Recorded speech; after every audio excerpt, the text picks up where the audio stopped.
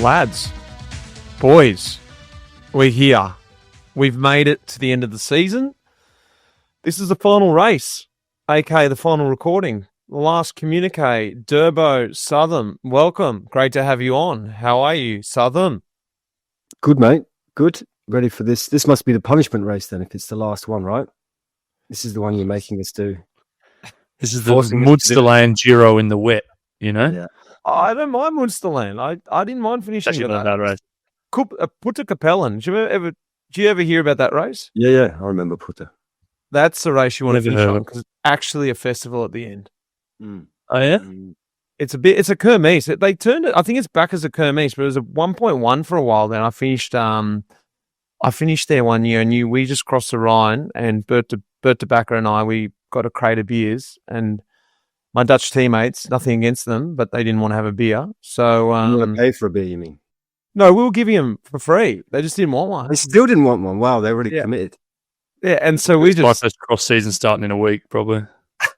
I don't know why. I'm just thinking now, why didn't they want a free beer? It's very strange. But we launched straight into it, went back down to Ghent, whatever that street's called, where Het Newsblad used to finish, and straight into the clubs. Into the clubs. Off-season. You and tobacco. Shout out to Baxi. He'll be listening. Guys, this is the Race Communiqué. This is your first time listening. This is a treat for you because we've got one cooked up. This is a Life from the Peloton presented by MAP, our major partner all year.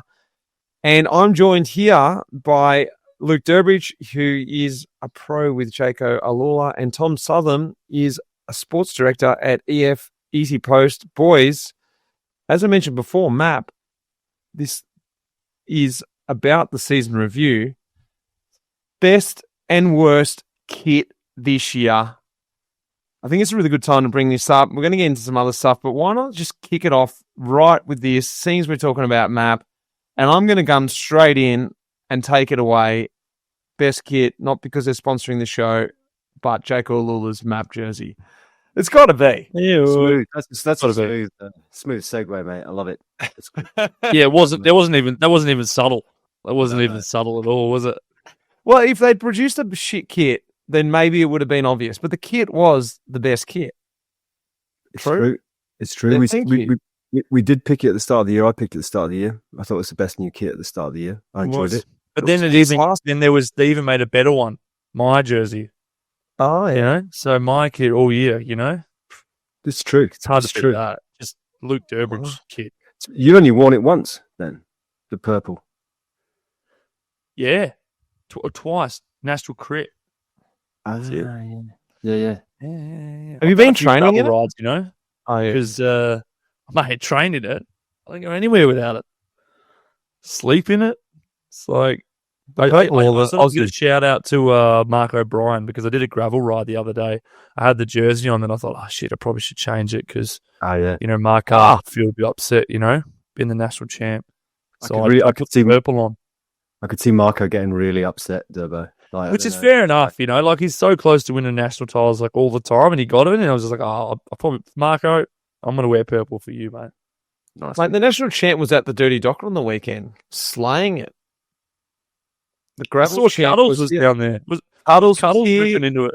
But he got done in the cross country run. He went deep. He's ultimate professional. Cadell had his shoes on that he ran in, and then we had the small podium, very like small, just for show. He was fully changed, toweled off, different shoes on. I was like, that's a real pro. Once a pro, they're wiping down. You know, got the wipes. Where's the bag? Yeah. Which way's the bus? I went down that way. I went down that way already. Yeah. He was in good form. He got tested out on the gravel ride as well. Mate, there was a rock star field here. Grace Brown was here. And Phil Anderson, Australia's best. Of course, Garrow was here. Brett Lancaster was out on course. Luca Lancaster was DJing on course. Hey, cool. There, mate. So sweet. It's so sweet. Boys, worst kit then. Wanty. Coffeters.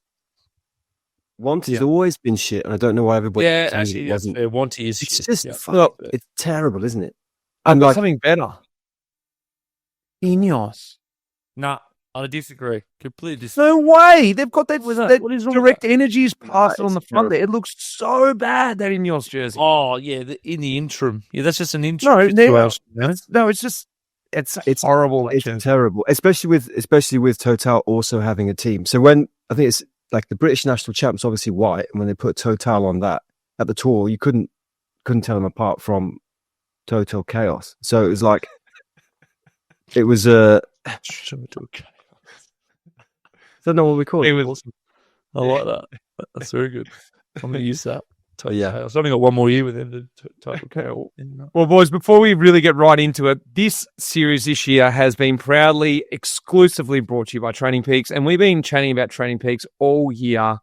We've chatted about heaps of stuff with Training Peaks, and I've actually found out a hell of a lot more about Training Peaks than I initially knew, and I thought I knew a lot about them working with Training Peaks throughout my whole career.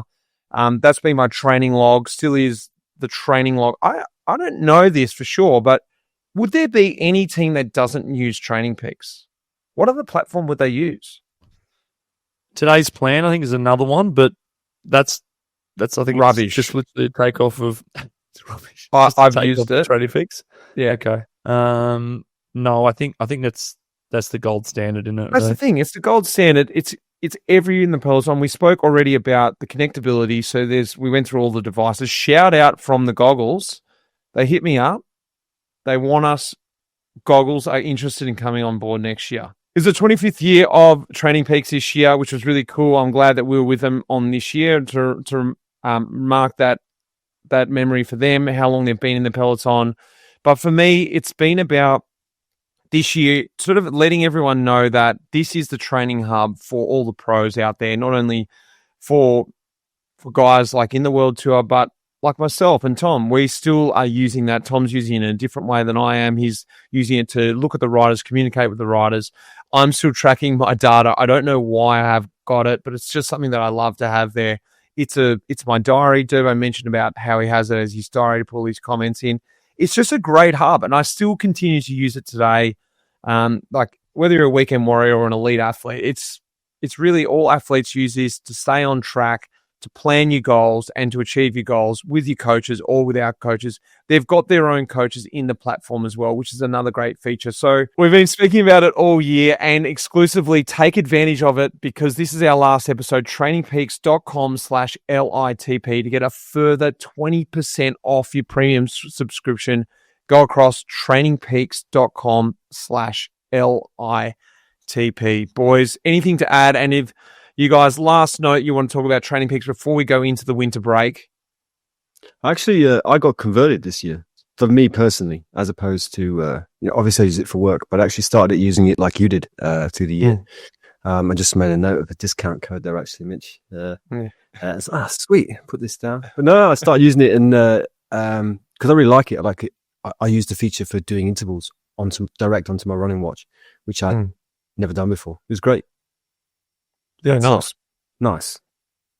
I'm a big believer anyway. Don't have to convert me. So I was the last one that needed convincing. Yeah, Training Peaks, we go way back.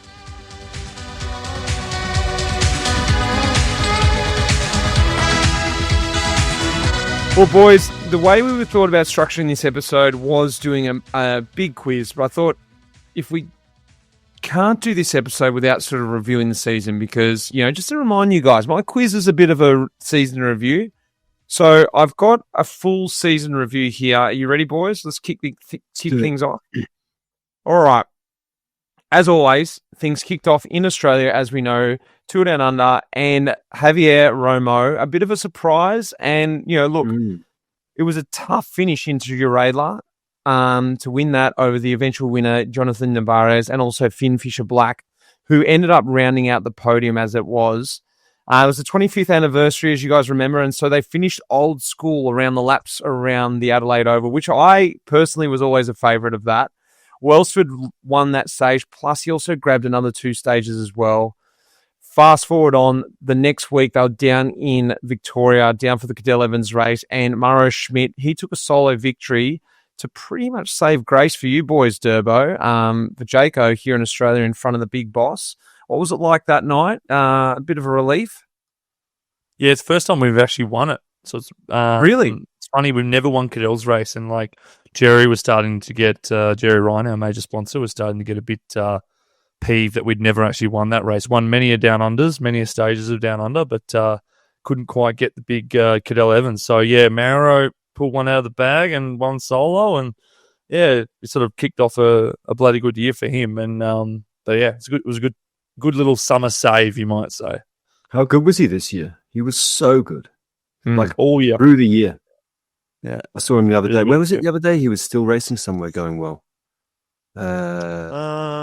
He was also pretty good up in Worlds, wasn't he? and then No, Worlds he was also not He was decent. good at Worlds, I thought. literally last week he was good. He was in Japan last week. But Well, we can talk about the end of the year in a minute, boys. Let's just go a bit chronological here. Pog opened up the account at UAE Tour in front of his bosses, and Finn Fisher Black. Something that doesn't often happen is people don't often capitalize on that form from down under, but he was able to do it. He won the first stage. Josh Tarling won the opening the TT there, which would end up being the fastest race this season, which was going to be one of my questions in the quiz. So a little point to remember, boys. Josh Tarling, yeah, exactly. 56 an hour. Pog, he won the decisive climb up the Jabal, or what was it called? Jabal Hafid. And Omley, which we now know, he was showing that he finished second on that. We now know that was obviously a sign for what was later to come. Right up into the classics, Pidcock was looking really confident. I don't know if you guys remember this interview right before Strada Bianchi. He was real sort of cocky coming into that. I got nothing to worry about. And actually, in the race, it felt like he'd had the shackles released when he was riding for Q36.5 now. With like Ineos, he sort of felt like something was held back. He's the only one who was able to follow Pog and even got rid of Pog on that descent. Pogacar went down, as you remember, but Pog being Pog, he rode back and dropped him anyway, and then rode in for his second Strada Bianchi victory. 2 races, 2 wins for Pog. He was off and away. Jorgensen, he came back-to-back at Paris victories. We always forget about that. That is epic. You know, I think that just gets sort of swept under the carpet. Ayuso took out Torino, and Garner. Remember this? Garner was second at Torino, climbing like an absolute demon. Yeah, he was. And then we went on to San Remo, and Pogacar, remember the team into the Cipressa, absolutely going mad. Over the top of the Cipressa, Van der Poel just staying in his wheel. Garner rides back across. We're like, oh yeah, of course, because he's been climbing like an absolute demon. So Pogacar keeps attacking. Finally, Van der Poel just puts in that gimme attack just to say, I can attack too. Can't get rid of him. Garner's just off the back. He gets back on. Ultimately, Van der Poel wins. Garner second. Pogacar rolls in at third. Still can't get that win there. That's the one that's eluding him. Onto the cobbles. Pedersen, who was also climbing like a demon in Paris-Nice, was in fine form. He finished second behind Van der Poel in E3. 2 days later, takes the victory in Ghent-Wevelgem. And then Powerless. Remember this? Oh, Gets dragged to the finish by the Vismalisa like and he pops around Van Aert and just completely embarrasses him. got the lead out.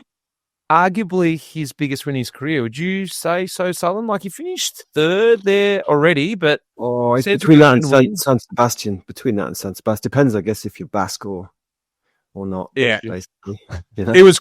I was loving it. I'm a big Palace fan, and that was very cool. 1 week later, though, sorry, not 1 week later. Pog, in the end, smashes the best time up the Quaremont, rides away from them, as Bettiol did back in the day, and gets his second Ronde van Vlaanderen victory. Pedersen in second and Van der Poel in third.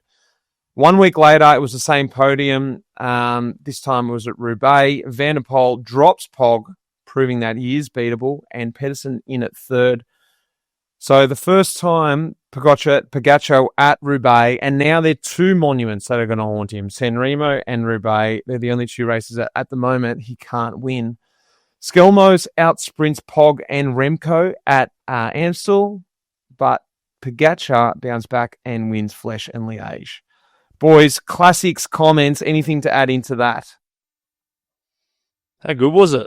So I know. Like, I'm just remembering that San Remo battle was so good.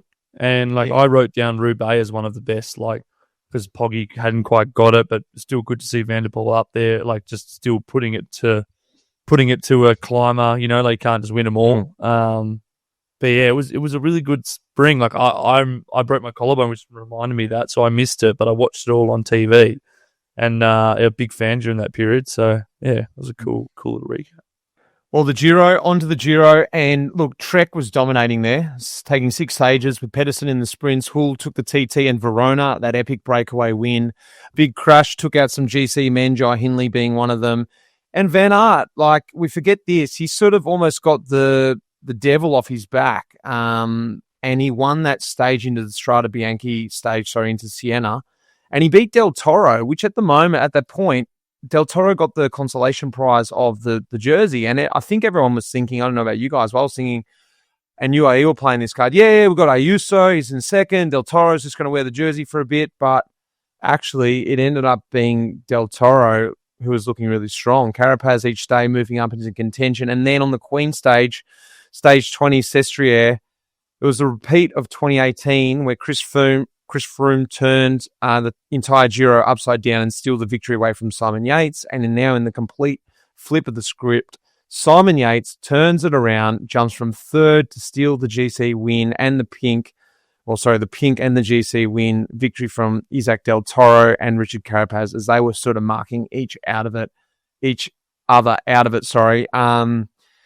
That was an epic Giro. Like, to wrap that up in whatever 20 seconds that I did, it's, very, very dominant. Good Giro. Yeah. It was a very good Giro. UAE looked very dominant in both the Tour de France lead-up races, with Pogačar taking Dauphiné, Almeida taking Swiss. Vingegaard was second in Dauphiné, but the surprise packet, being Florian Lipowitz from Red Bull, who showed he could be on the podium in the upcoming Tour. Don't know if anyone was expecting that, but there was a bit of talk about it coming to the Tour, which doesn't feel like that long ago. There were some big battles. And to remember all this, it was very hard to actually summarize all this. In the beginning, I forgot about all this. Alpecin taking the first yellow, then passing it on from Philipsen to Van der Poel, but then Philipsen crashing out. Then the sprints were the battle of Merlia and Milan. And then the first TT, this is something I really forgot about. Remco smashed it. And Pogačar was back a bit. Even Vingegaard was back a bit. And he was just showing like he was a level above them. But how quickly that changed when Healy, just on the side note, Healy got that great breakaway, got that great victory. A few days later, when Simon Yates took a stage, he took the yellow jersey, which was really exciting. And Uno X took their first stage win in the Tour de France with Abrahamsen. But once we went right to Hautacam, now knowing this, the whole race was over. I don't know if you guys, this is my favourite part of the Tour de France this year. Hautacam, Pogačar, there was Navarez was on the front, Yates was sitting in second, and Pogačar just got Yates out of the way, get out of my way, and Navarez just lit it up like there was 100 metres to go, and he went 10K to go, and that was it. He just pretty much obliterated, smashed the whole field. There was no chance from there. UAE even just got Wellens up the road, took a breakaway victory as well.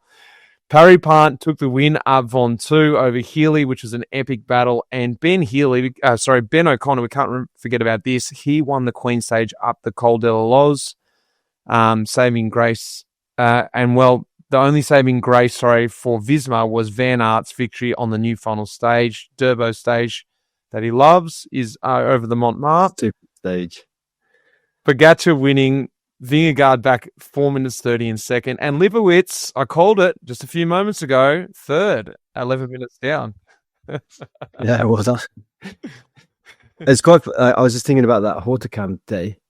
On that stage, I can't remember which rider it was, but the race was going on, and somebody rolled back to my car to ask how the race was going. It's like, oh, what's happening? It's like, Pogačar's alone. It's like, has he got much of a gap? I was like, you might just want to watch this on TV tonight. Just go and have a little look, and then you can see for yourself. It's like he got put in the cannon at the bottom and they just shot him out.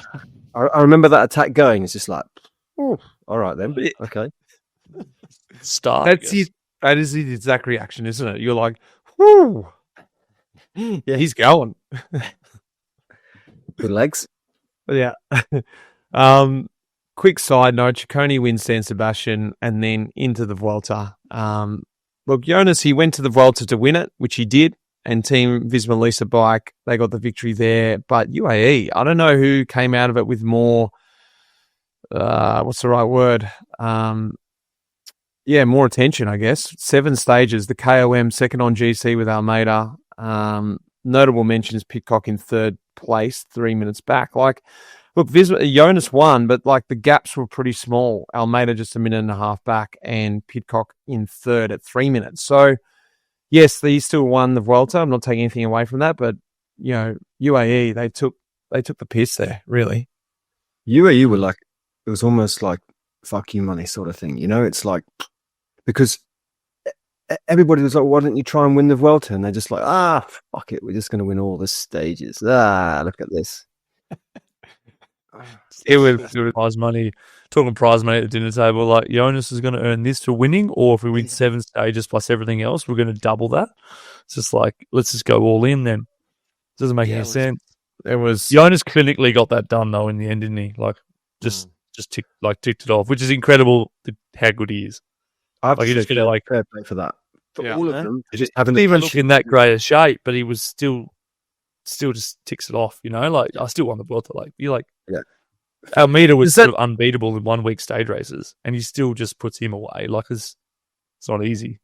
Does that downplay it then for Primoz? Like you just said then, I still just put it away. And then on the other flip note, Primoz is like, but I've won 4. Like I've won 4 Vueltas. And they're like, well, mate, anyone can win those.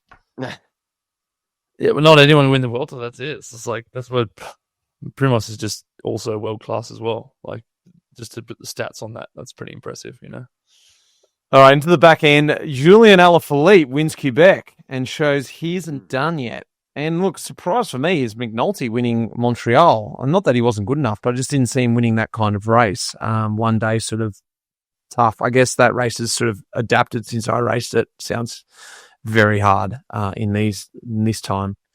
And onto the Worlds in Kigali, Rwanda, Kigali. Remco, for me, this was a big transition after the tour. He pulled out of the tour. It looked like his head rolled off, but he was looking really confident. His team was looking really good after that World Championship time trial win. And I really thought it was going to be a big battle between these two. But when Pogacar went on that extended loop in the middle of the race over the Mont Kigali, he took his trade team teammate, Isaac Del Toro, with him, and Juan Ayuso was just off the back, couldn't actually make it across, or just did and then blew. Del Toro hung with him for a bit, but then ultimately he was in good form. Remember all those races he won leading up in the Italian races? But he just couldn't hang at that pace. That was it. And left him with about 70 or so K to go. And look, to fast forward it all, that was sort of it, because Remco was mucking around changing bikes and, roll his head rolling off and then rolling back on and all that sort of stuff. So it was done by the time he got it together. Pog back in the rainbow bands, or never left them. And then while he's at it last weekend, took out Lombardia as well to wrap things up for the season, boys. That is the season in a nutshell.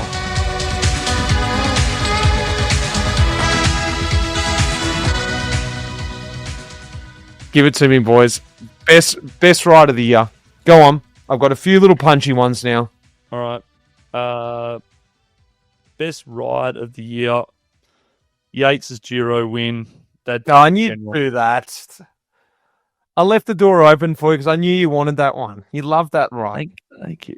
Just but that day in general. Chris Harper's won stage. Also legend. Aussie guy, win Finestro. Like, that's super cool. And then Simon Yates, just me know how much it meant to him and how we were there a couple of times to try and get that win. We were close to it and just didn't happen. So, it was an emotional day, that one. Still got goosebumps thinking about it. So, for sure.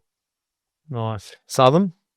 Ben, stage 6. Yeah. Tour. Personally, thought it was cool. I had to get into the break and then the gap he got and pushing. It was good. Good day. That was a good stage. Yeah. That was very cool. Ben's whole tour in the end as well, Yeah, Ben's whole tour. There was like, because I forgot about that whole yellow jersey bit too, and that was really cool when he took that. It's good doing the little season review. Actually, give him a little second on too as well. Yeah, that was a good fight because it was pumping it. Are we talking top 10 on GC as well? Ninth. Yep. Ninth. Yep. Mental tour. Yeah. Had some good legs. Mine's not maybe as exciting as those two, but it was a personal moment because I was there in the box commentating it. Was Luke Plapp's win at the Giro. I just think he did it in this really unorthodox way. Sort of fooled them all that he was dropped, and actually made it super hard for himself. It's like, oh, I'll fool them all. I'll let them get like a minute in front of me. They'll all think that I'm dropped. I'm like, oh yeah, you are dropped. You're not fooling anyone. And then he just rode back across, drops it all. I'm like, dude, you didn't need to drop back that far. I had to fool them all. It was crazy, that win. And just there into it. Yeah, it was cool. He was just in typical Luke Plapp style, in the end, just sort of doing a beer. And that was cool. I enjoyed that one at the Giro, stage 8. Most overpaid rider this year. I got a few for this. I reckon I was going to say all of Astana's big name signings. So Astana did really well this year. They got a ton of points, whatever.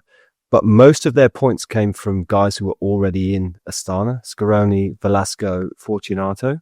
So Higuita, Bettiol, Poles. He's a frequent on the episode on the Communiqué. Betts gets a call out every episode. Champoussin, like all these guys that they bought in to fix the issue didn't do it. Aaron Gay was a good buy-in. He was great points, but I don't think he's overpaid. I imagine if anything, he's not. Underpaid. Most big name guys who would have had they could have held the team to ransom to say we're going to come to you, but you've got to pay us a ton because you're at risk.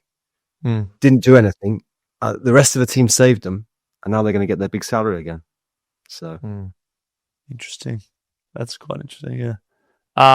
Mine was no one's overpaid in this sport. We're all underpaid. So God, here we go. Jesus. You then? Yeah. No, I honestly, that's what I said. Anyone can get the contract and. Who is it, Devo? I don't have anyone. I just literally said no. I take the finances out of it. Most overblown rider. Yeah. Today. Overhyped. That's what it essentially means. You know what I mean? It's not so much because we don't actually know how much anybody gets paid. Well, I'm always thinking of someone. I'm going to come in. I think Primoz Roglic, he didn't have the best season. He won Tour of Catalonia, Vuelta of Catalonia, and then really after that, like his best result was 8th on GC at the Tour de France. He was 3rd in the stage there, 2nd in the stage at the Giro. For me, this season, probably he was coming out of it going, yeah, not my best season, and probably the most overpaid rider for me this year. Well, I'd probably say. Not overly critical, but probably Geraint Thomas. Like I'm sure. Oh, here we go. He's overpaid. That's rough. Jeez, that's rough. But I'm just saying. Like, he's saying he had a swan song here. Jesus. Well, more or less. But also, like in this case scenario, I'm like chapeau G because you deserve to do that. But at the end of the day, like he did really not much, and I'm sure he got paid a lot to just be there. Took him for a ride. Well done. Nice one, G. But he played it well. Like he did 18 years, maybe pro or something, maybe 20, and just to at the very end get him. Yeah. All right. Best race. What was the best race? I'm going to jump in because I've been last. I'm going to say the Giro for me was the best race this year. I enjoyed watching the Giro, and I was just so much. What about the Vuelta, Mitch? Yeah. I don't know if you go back a couple of pods when you're banging on about the Vuelta. This, I said, in general, the best was very good. Just trying to smooth that over at the end of the year. Everybody forgets that you're like, the Vuelta. The Vuelta this year wasn't great, I have to admit. Yeah. In comparative to other years.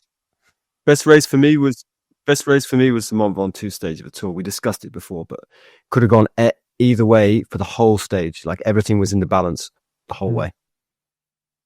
Good racing. Durbo? I like I mentioned before, the Roubaix battle. Poggy coming in, wrapped them up in Flanders, but then Van der Poel held on, and Mads Pedersen and Philipsen and all those guys. It was just a good battle, just a good Roubaix. I think in the end. Yeah, you can say that every year. That's a great one. Great one, Durbo. Yeah. Best Durbo, you go straight off. Best new talent this year. Magnier. Paul. How many wins did he get? 16. That's mine. Mitch shared his show notes, everybody. Durbo just... Oh, he did. Shit. Nah, sorry, mate. Yeah, should have done it. I had him down. Who's yours, Mitch? I changed mine from that. Mate, you're in the Peloton. I would expect you to come up with a name like I would have known. I had to actually research it. Yeah, well, I had Del Toro to start with. But I'm like, everyone's going to say Del Toro. How long did the research take? Like, 16 wins. This guy looks quite good. Yeah, I have him. Far out. Actually, all right, I'll give you one. He's not a young talent, but first year in the World Tour, Paul Double. Shout out to teammate. Like, he's won Slovakia stage and GC, won a stage in Copper Bartley, and he also then won China and the stage. So every time he's lined up, that's pretty good. You should have never. But he's not. That was awesome. Sorry. That was a really good one. Yeah, I'm sorry. 29, long time to get into the World Tour. Kind of like an Aaron Gates story. Like, should have been in the World Tour probably earlier, but hasn't for some reason. And then now they're there. They're really making their mark to be here for a while. So good on him. Good job. Nice. Southam? Jordan Gigat, the rider everybody's talking about. He's also another one. Came up through, it was like 3-4 years at like UC Nantes. So it was my old amateur team. It's like a Conti team now. And he's been around for a while. 10th at the tour, results everywhere. And I like that. Biggest loss from the Pelo? Mitch, what about yours? Yeah, come on, Mitch. I said Magnier. I picked him. No, you said you did research. Why though? Just because he won 16 races, or? Well, not only that, he's won 20 races actually. That's right. He's won 20 races this year, so that's a bit more knowledge than you. Second at Het Nieuwsblad. For me, that's a big result as a young guy. There's one thing winning 20 races, like anyone can do that. Second at Nieuwsblad, that's something else. Now we're talking. Biggest loss from the Pelo. While I'm talking, I'm going to go in with it. Rafa Micah. Couldn't believe that he was retiring. Didn't think he was done. I think he's only been, how long has he been pro for? 15 years. But I was just, I've actually got a note here. He's been 15 years, 36 years old. He's just got a few more in him. But he's done. He's a big loss, I reckon. He's great. Well, when I was racing against him, he was always a good guy in the bunch, friendly guy, good guy to race with. And just in the last few years, he's just been just dominant for the UAE, for Pogacar. So big loss, I reckon. Solid. Tim de Klerk. Yeah. He's the tractor. Yeah. There's him on the front. Yeah. Big unit. Yeah. Is he a big loss? I'll miss Tim. I mean, it dictates a lot of races. Like in terms of, he's pretty present in a lot of races, and he's pretty visible. So, in that sense, Geraint Thomas. One of the major reasons I reckon I miss Geraint Thomas is because it's sort of like that final bit of that era where they just pick a target, go for the target, then you never see him again. They just don't exist anymore in cycling. And it's probably only like him and potentially like Simon Yates. But like once those two go, it's sort of like everyone's just good all year round. You know what I mean? It's just like you have to be good all year round. And it's just like every race you go to, you got to be at high level. But these guys were just like, yeah, I'm just slowly getting ready, a bit fat in January, and then move up, and then they get dropped into like Romandy, and the next minute you're just like, boom, Tour de France, win the stage, around the mark. And then after that, just completely disappeared. Kind of like old school rider, but that just doesn't happen anymore. So I think I'll miss G for that. Who gets the Daily M, the Brownlow Medal, the MVP of 2025? It's hard to go past one man, but if you've got any others, Mats Pedersen. Boy, that's a great shout. Come on. Great He's shout. like the best. It's the best. Like he's good. His races are his races, and he does them, and he's fucking good, and he leads the team really well, I think. But when it's not his race, the stuff he does for Ciccone, it's just like, if you're Ciccone, it's like you've just got this gift of someone with all that power, all that talent, all that skill, who like puts you in the armchair to do your final or whatever you need to do. Yeah, it's a good shout. We are the MVPs. Epic. I'm going to go a little bit curveball. This guy from 50 Days of Racing has finished 20 times on the podium, and he's got 20 victories. That's Tadej Pogacar. MVP. So he's had a good season this year. Yeah, it's not bad. Not bad. Mine was like a tide between. Obviously, Poggy was there, but I wanted the two guys underneath that still just keep him in his lane sometimes, and that's Van der Poel and Remco.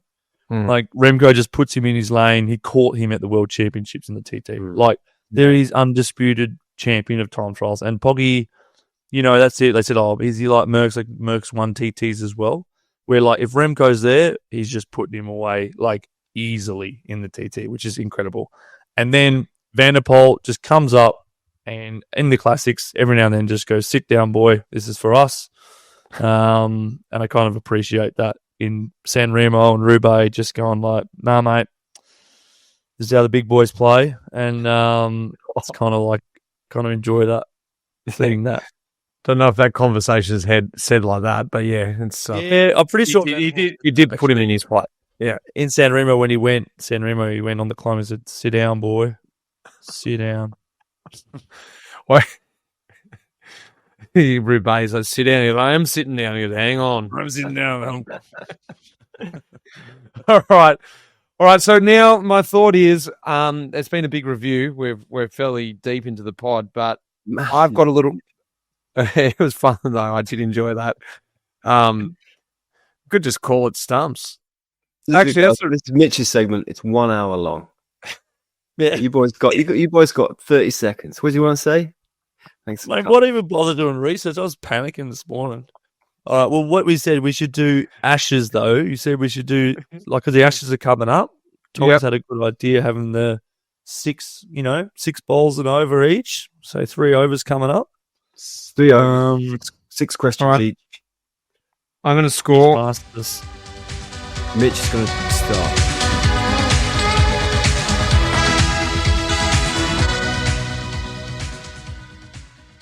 All right, here we go. First over. Mitch is steaming in.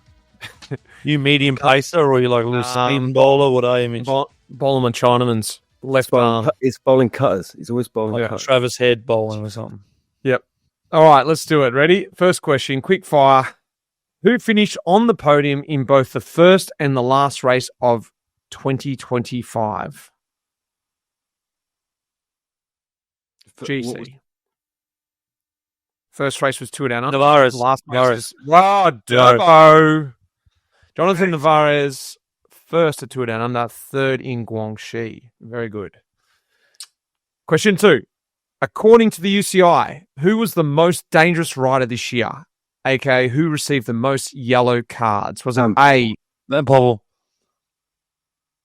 Well, I didn't even have to go through it. Southam, Van Poppel. Oh. How many did you receive? I think, did he get 3 in total over the year? 4. Just 2? 4. Okay, I've got a backup question then. This is for... Okay, we can do an extra point for this. No, I can't. It was a no ball. Extra ball. Which was the most dangerous team? Bora. No. They got a ton of cards because they're always sprinting. Not according to me. Alpecin. Yeah, good one. Riesbeek got 2 yellows turned red. Plus, Groves got 2 as well. It got red? Yep. Riesbeek tried to jump. Maybe run the bike path. They tried to jump into the Peloton, and then they just like the guys went like sit down, boy. And then Forgot about that. There's a lot of these sit downs going on. Right. All right, question 3. Who was the fastest rider in 2025? Tarling. Not Josh Tarling. He was the fastest rider on a time trial bike, on a road bike. there was a stage, wasn't there, in This Southam, guy and it was in the sprint. You mean? So we're talking about? wasn't actually he. This guy won the 3 fastest stages this year. One was in UAE Tour. One was in the Tour de France. Merlier. Thank you, Tim Muller. 50 kilometers an hour, stage 9 Tour de France. Where was the other stage? I didn't write it down. Sorry. Good job I got it when I did then. Otherwise, The next question. In 2025, what does Matthew Van Der Poel and Tadej Pogacar have in common that no other rider in the peloton does? 2 monuments. Yeah, that's sort of correct. I said they're the only ones who won monuments, so they won 2 monuments. That's correct. Durbo. but there was. Yeah. Mm. So we got 3-2. Question 5. It's 3 monuments for Yeah, but I mean, like the answer was they're the only riders to win the monuments. But yeah, 2 monuments. Which team had a better year? EF EasyPost with 10 victories or Jayco AlUla with 19 victories? EF got more points. How are we ranking a better year? Yeah. EF had 6 World Tour victories. Jayco had 4 World Tour victories. So what's your final answer? Or it's EF. Well, EF, because EF had way more points than us. Well, Durbo said EF. It is correct. EF had more points. They finished 10th on the ranking. Jayco had less points, 14th on the ranking. I will only accept losing that quiz because it meant that It's not over yet. Who am I? Extra ball, hit it for 6. This is it. Ready? This is for retired riders. Someone leaving the peloton this year. Who am I? I rode all 3 Grand Tours, totaling in 12 Grand Tour starts.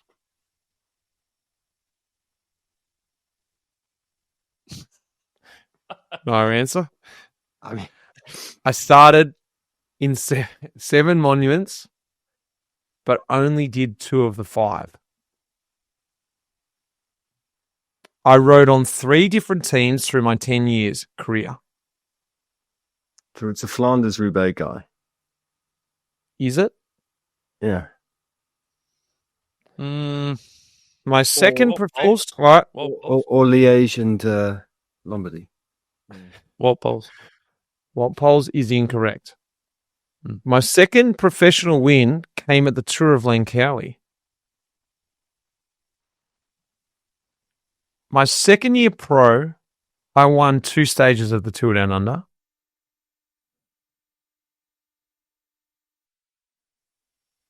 In my second year pro, in the same year that I won 2 stages of the Tour Down Under, I won 11 races, including my first Grand Tour win at the Vuelta a España. They're retiring this year. In Christoph, 2019, no, not Christoph. In 2019, I was disqualified for headbutting another rider in the finish of the TDU. I've won a total of 5 stages at the Tour, 5 stages of the Giro, 9 stages of the TDU, 5 stages of the Tour of Britain, but by far... Caleb Ewan. Oh, what? Durbo out of the clouds. But he retired like halfway through the year, or even at best. So I was just sort of like, I started Curveball. I can't even believe that was this year. Far out. No, I was like, How did you know that? I know this person. Like, I should have known it ages ago, but it's like, All right, well done. Durbo is well and truly up 5-2. The first test to Australia then. That's the Gabba, no? yeah. All right, Yeah. Pelo talk. Right, Let's 5. not waste time, Durbo. Oh shit! No, well, your segment's only gone 46 minutes, so it's okay. should we just keep talking, Mitch? Do you want to tell us a bit more about Dirty Docker or something?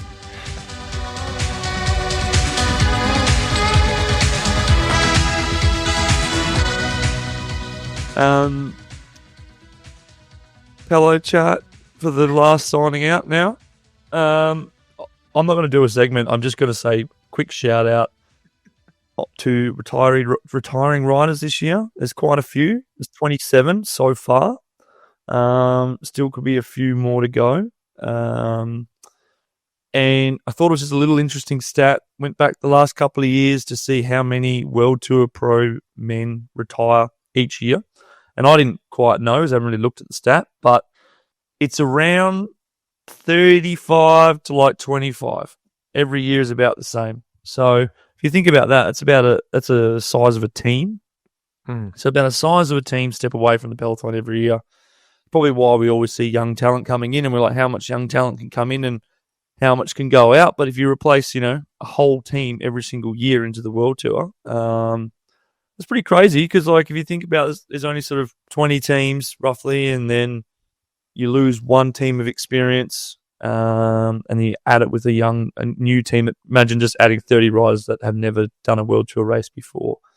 You can sort of understand why the Peloton is sort of slowly but surely getting younger and younger and younger. I thought it was just like a bit of an interesting stat. So just, to the guys that are wrapping it up this year, congrats and all the best for the next bit. And I'll go into my over. I'm a fast bowler. On that note, Turbo, just some of those names, because I actually wrote them down before this app, some notable names. Like you said, Thomas, Christoph, Viviani, Nizzolo, Demaki, team. Demar, De Klerk, Puccio, McClay. Woodsy, Louis Mendez.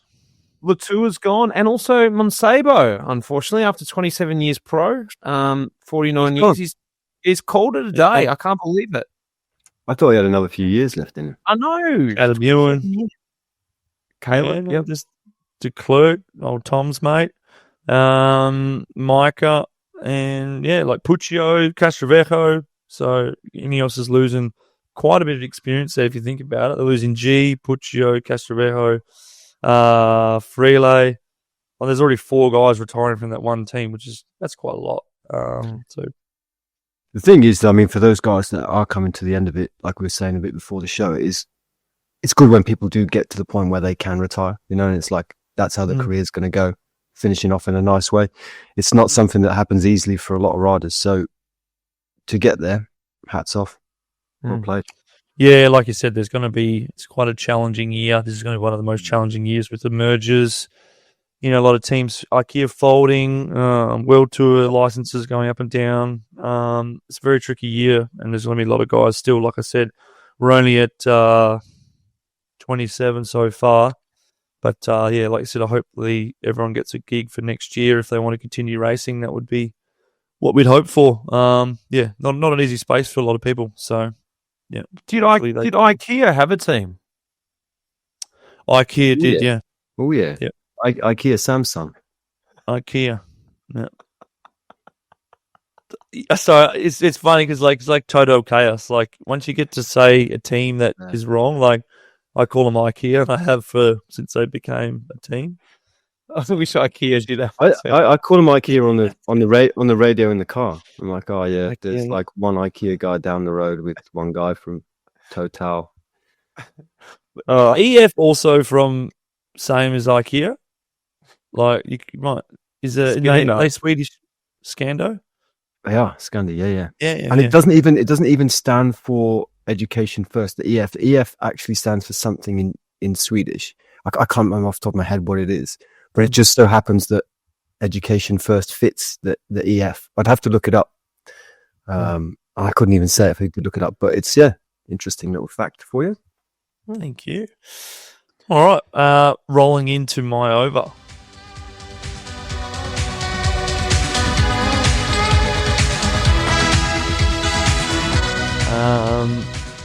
Tom needs to step it up for the bombs. All right, I have gone down the line of second place is the theme. So these are all second places, famous second places or seconds. Okay. This year or just in general? No, this is in general modern. No, just general cycling. It's not modern. All right. Mark Cavendish took his only monument win, Milan San Remo, 2009. Heine. Who was second? Oh, no. Hey. I knew that was an easy one, but I was like, you got to be quick. Southam one. Are you writing the points down there, Mitch? All right. I'm point. Scoring. Thank you. Old school. Good man. Question 2. 2010 edition of Liège-Bastogne still remains controversial. Belgium authorities charged 2 Alexanders who contested the win for bribery. Kolobnev. Oh, and also Vinokurov. Vino. So what's the question? Got tongue-tied there. The question was who ended up second on that day and allegedly Kolobnev. I got that then. Mine, I was first by a mile. Tom yelled that way at the start. Okay, fair enough. I thought you were going to say how cool is that story? Like at the time, you didn't really think too much of it, but when you think about it, it's like some gangster shit was going on. Yeah. Well, I thought you meant their both names were Alex. It's crazy ass. Speaking of people who retired, see Alexander Vinokurov retired this year. Junior. Really? Oh, yeah. Yeah. You know. Racked it. All right, another famous one. 3 riders sprinted it out for the win. San Remo, 2017. Who was there? Fuck, Tom, you're smoking it. Jesus Christ. I didn't know that. Who won that? Kwiatkowski. Yeah. Oh, yeah, right. The throw is epic. 3 ups. Question 4. Vanderbroek predicted he would win Liège, 99, attacking on the St. Nicolas. No. Who was the last rider to hold his wheel there? I've got Bogart. It's Bogart, wasn't it? You are out of this world. Mate. Just took 4-0. Just took me a game to get warmed up. That was it. My goodness. This is a good quiz, Turbo. Well done. I like it. Except I can't get any. No. Maybe you might get this one, Mitch. You have to be real quick, though. Imagine if you get a duck. Should be an easy one. Well, you could have done who was second in Route du Sud, 2010, stage 2. All right. I'm trying to like tailor it because I've got more questions. I want to try and like get Mitch a point, you know. You got 2 balls left. All right. This is extra. 96 Roubaix. Mappe dominated. Clean sweep. Museo won. Who was second? Bortolami. Yeah, it was Bortolami. Live zip. Oh God! All right, this is off the. I'm going real recent, and maybe just because you're younger. Are you younger? God, at 2024 UCI Track World Championships, Copenhagen.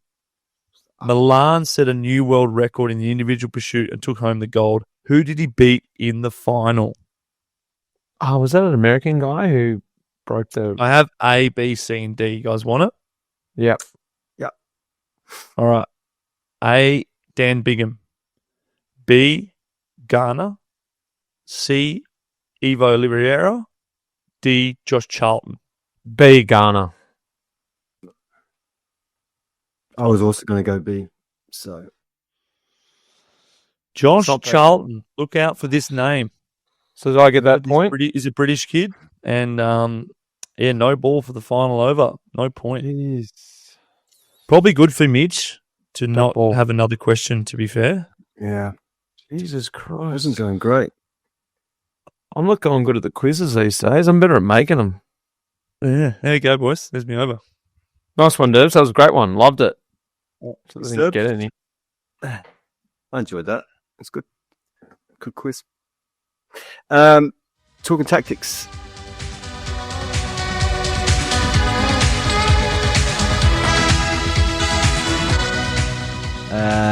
So I bang on about this all the time, but it's been the end of the World Tour cycle. 3 years, promotion and relegation. And interestingly, this is in my mind because it basically came down to the last day of the season, last day of the 3-year cycle. So I woke up in the morning, switched on phone or whatever, and there's the results from Japan Cup, and Izagirre come third. That's like 125 points. There was Uno-X were just in front of Cofidis. And on the last day of competition, basically there were there's Corinne de Zerbier and Giro del Veneto left. There was a 174 point difference between the two teams. And it was completely feasible that in those last two races, Cofidis could overtake Uno-X to get a license. I mean, this is all sort of like, it's sort of knocked on because Intermarché and Lotto are going to merge because neither team would actually have officially been in it. In the end, Uno-X had it quite clearly. But I thought it's pretty interesting because the knock-on for that is that you've got two teams sat there not knowing what's going to happen in the next season. It's already October. So Uno-X, and this is going to be a big, big difference for them next year, they weren't expecting to go up, right? And all of a sudden they found themselves in a position where they are. When you do go into the World Tour, you commit, and this is going to be amplified next year because this season there were races that you didn't necessarily have to participate in every World Tour race. There were some you had to and some you didn't, like Cadell's. We could choose whether we rode it or not. So if you're thinking like already teams are putting calendars together, they're already signing the riders, they're going to need to fill those races at those calendars. Uno-X yesterday basically got confirmed, although it's not confirmed yet, they would be doing a race they've never done before in terms of UAE Tour, Cadell's, TDU, all 3 Grand Tours, which means that the demands on your riders are completely different. They're much, much higher. It's much harder to sustain the level of racing, the intensity of racing, and like with the 30 riders you have, or the 29, 27 riders. So everything is dictated by that. And they didn't know until, like I said, yesterday whether this was even going to be a realistic thing. Do you think that in saying that, is that what you're maybe getting to? Do you think they would have signed differently if they'd known they were going up? You would and you could. So if you look at the way that it suits you or it suits teams much more to be able to pick and choose when they're trying to get into the World Tour, because you can choose which Grand Tour you ride, for example. You can target where you score your points and who you do it with.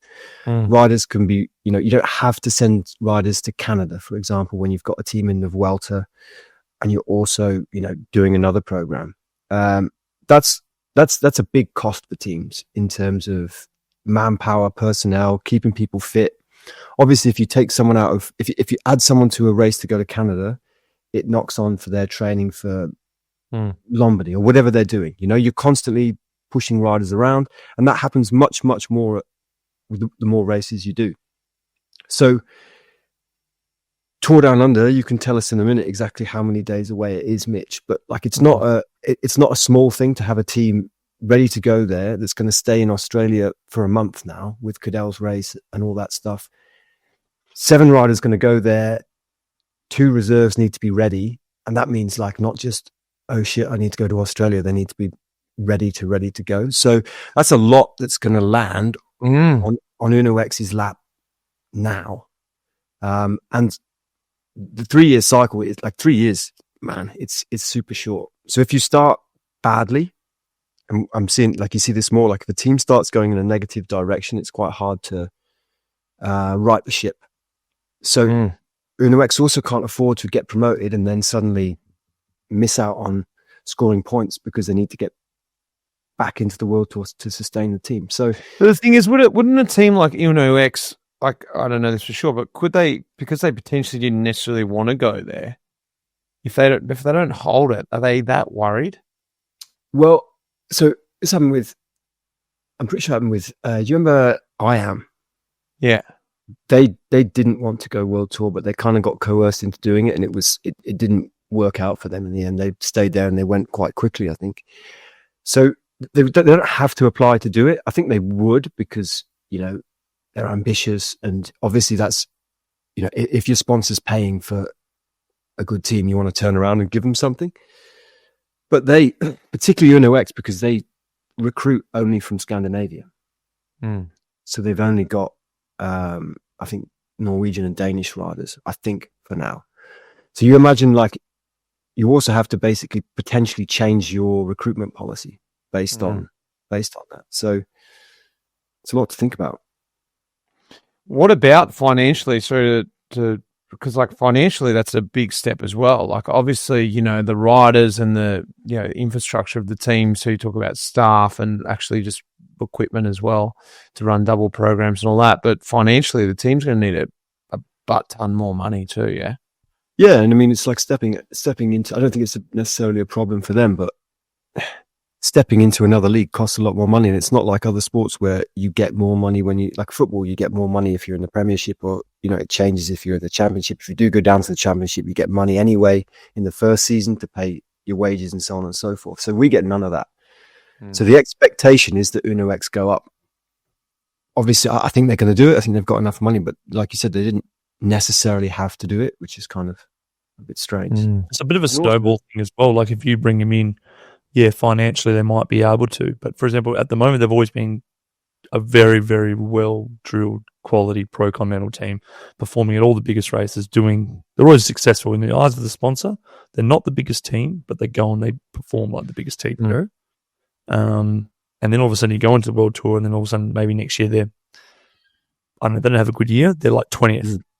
Then the sponsor's like, wow, now we're a World Tour team. We shouldn't be 20th. And then the sponsor starts to get more. There's more finance coming in, but you guys are performing less because, like Tom said, there's more race program, more demand. And all of a sudden, after a couple of years, the sponsor gets a bit jacked about it, and then, then they're out of there. So, it's not an easy one. Interesting. Well, also, if it did come down to 174 points, like that adds up pretty easy. Like it's 15, 20 points for throwing a bid on, right? Or because I was thinking at the time, I'm like, Alex out sprinted Izagirre, right?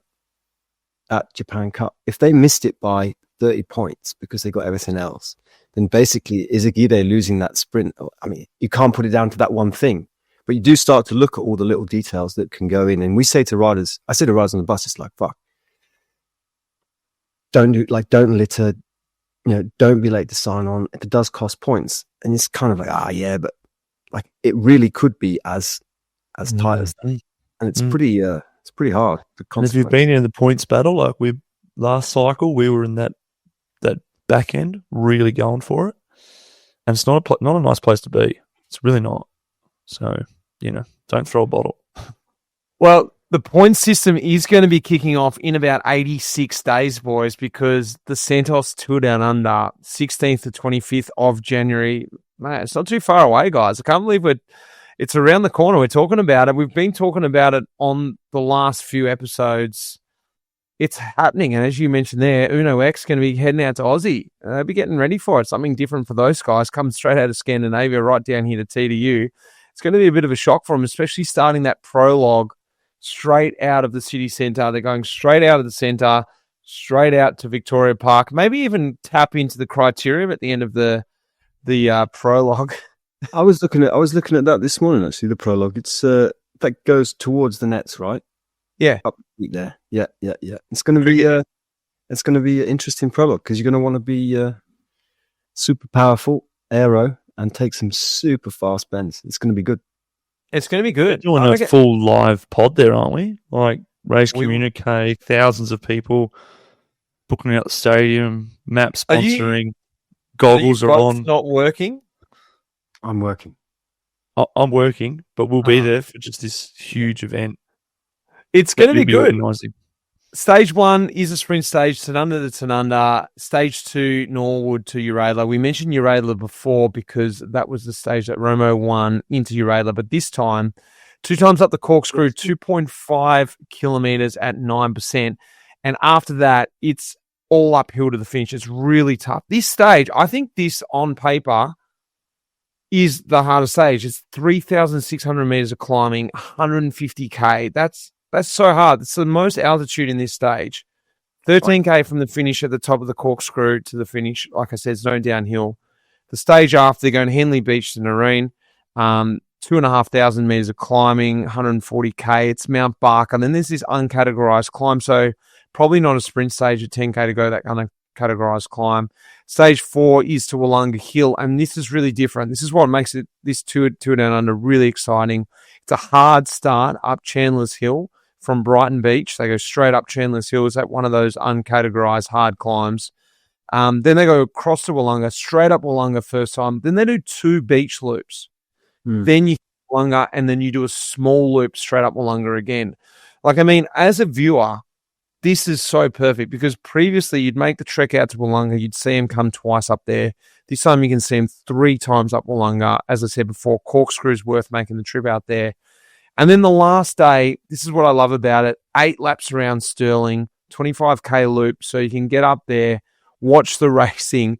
And this is, again, a really tough stage, 3,500 metres of climbing, over 170K. I think the GC is going to go right, as always with TDU, it'll be right down to this last stage. And look, it's going to come down to teammates on that last day because you're going to run out of a team that's not good super fast that day. So if you're good without a team, see you later. It's going to be brutal. Yeah, it's going to be sending 5 riders down the road already. Call it now. Durbo. The self-styled wheeler, 16-wheeler, Harry Sweeney. The truck. The truck, the 16. He'll be up there, the truck. Boys, this is going to be our last sort of shout out for everyone who has been thinking about getting to the TDU. Like you mentioned, Durbo, we're going to be there. We're going to be trying to record the pod. It is, look, I know we're doing a big shout out for TDU on the pod, but honestly, it's a hell of a week over there. And I know I used to like it as a rider. It was a bit of fun before you really got into the serious stuff. Sounds like it's all serious now, but as a viewer, which I've got to experience the last few years, it's a bloody hoot over there. Definitely way too many beers, but all in good faith, watching the racing.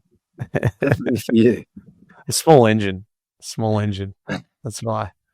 So, no, look, guys, get across there. That will be a real fun. And, boys, I'm looking forward to seeing you in person when we get there finally. Should we get in this final quiz, Southam?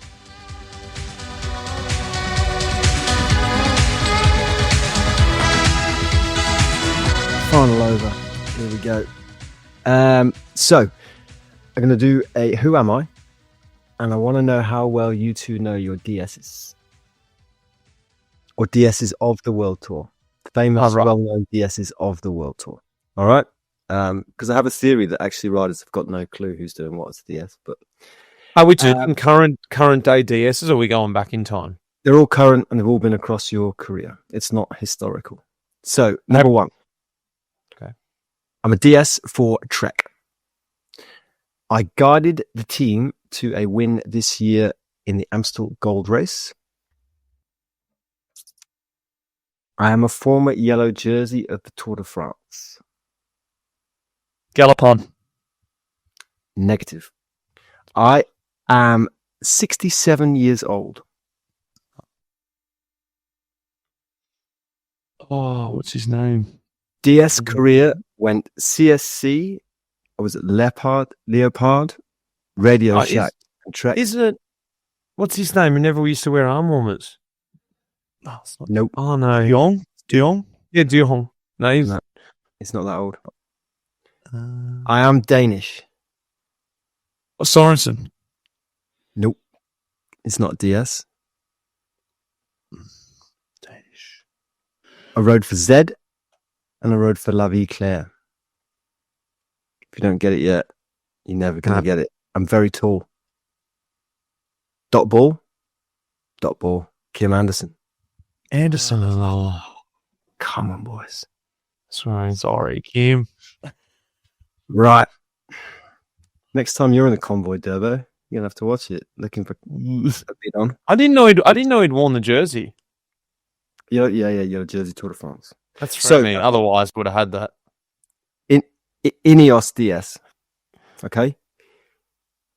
This DS had the most ripped legs in the peloton from 2000 to 2011. VT. Nope. He was World Under 23 Road Race champ.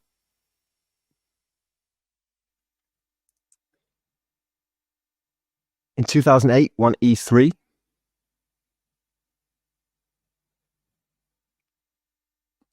his DS career went Sky, Uno X, where he was head DS, and now Ineos. Oh, it's Kurt Armstrong. Olsen. Yes, suck it. Well I done. said I Kurt got first. that way before you. Tom, I said Kurt first, no? I actually can't remember. Couldn't the editor just like make a point of giving that point to whoever was there first? I got that. Give it to Mitch. Give it to Mitch. All right, go to Mitch. He needs Right. Okay. DS at Visma. Okay. 48 years old. Right. So ballpark, you've got the age. As a rider, spent almost all of his career at Quickstep. Or a big part of his career at Quickstep. What's his name? Neerman. No. Dutch. Stopped for a pee when Roglic was leading the Giro. Oh, leading the Giro. Moraine? Oh, he never rode. I don't even know the name. I'm just naming Jumbo DS. Teams as a DS, Argos Giant from 2012 2015, and from 2016 he's been at Visma. Argos. Oh, Your team, Mitch. I'm actually out. No, he rode on Quickstep. Mitch, hang in there. Yeah, what was his name? I've got to see him now. Is there any more clues? No, I run out of clues, to be honest with you. The piss one was a strong one. Well, it's pretty famous. You guys don't remember that? Yeah, I remember. On the There's Lake the Como foot- stage. There's the footage from Like, inside the car. It's Addy Engels. I just Eddie Engels. Eddie, isn't it? even. Addy. Sorry, I don't All even right. know him. Okay. A DS at Bora. He's 36 years old, right? He's done 2 seasons Archibald. as a DS at Bora. Correct. Easy. Suck it, Durbo. Well done. How many balls you had? You that was the 4th one, and it's 2-0 to Mitch. Okay. Italian DS for UAE. He made the call this year on Weedy. Nope. As a rider, he was 2nd place in Milan San Remo, the Tour of Flanders, and Paris-Roubaix, but he never won a monument. Oh, what? I can't Roubaix? remember. You can see him. Big black hair, thick glasses. You got it. You got it. What's it? Oh, is it? Oh, that's Come on. starts with B. Baldado. Yep. Yes. Got it. None for Turbo, 3 for Mitch. That's pure pro. Doesn't care about who's in the car. Doesn't get the world behind. Yeah. Yeah. And the last one. Where's my last one? All right. So Jayco DS. So Durbo, there's never going to be a better chance to shine. He's been a DS since 2008. He's 45 years old, and he's a former stage winner at the Tour Down Under. McPartlin. McCullum. Correct. Yep. There you go. That's mine. 4-0. No. That's 3-1. I'll chuck those scores in. There we go. I got that. That was harder than I imagined, boys. It was. Well, it was still. It was only missed one. 2. Oh yeah, 2. Fair play. Addy and who's the first one? Christian Anderson. I knew Addy, but I just couldn't think of his name. Sorry, mate. Boys, the final scores are Southam 7 runs, Durbo 6 runs. I've just a lazy 3 singles. That's the Ashes going back to the UK then. Away Ashes victory. I Rare. don't think so. Durbo and I. Together. You can't Yeah. add them together. Well, we will. And we beat you. That's the way it is. Boys, All right. this has been an absolute pleasure. Can I sign you on now for next year while we're live recording? Yep. Sponsors out there, get involved. No, it's been a big thanks. It's been great. I mean, I love chatting to you guys once a month. We're going to try and do it a little more frequent next year. We're not going to promise anything yet. We're going to go away, come up with a new format for you guys in the off season. And look, a big thanks. This doesn't happen without our major partner, MAP, and of course, our partner here at the Race Communiqué Training Peaks. Loving working with these guys this year. And I've been enjoying bringing it to life for everyone out there who didn't already know about it. And the guys who did, hopefully you've learned a little bit more about Training Peaks and you get on board because it genuinely is an awesome system. So guys, thanks again. I'll see you back in Oz soon. Look forward to having you back. Southam, we're going the Ashes. Can't wait. Boxing Day. See you there. See you guys. See you, fellas. See you, boys. That iconic music in this episode was composed by none other than the legend Pete Shelley. Cheers, mate.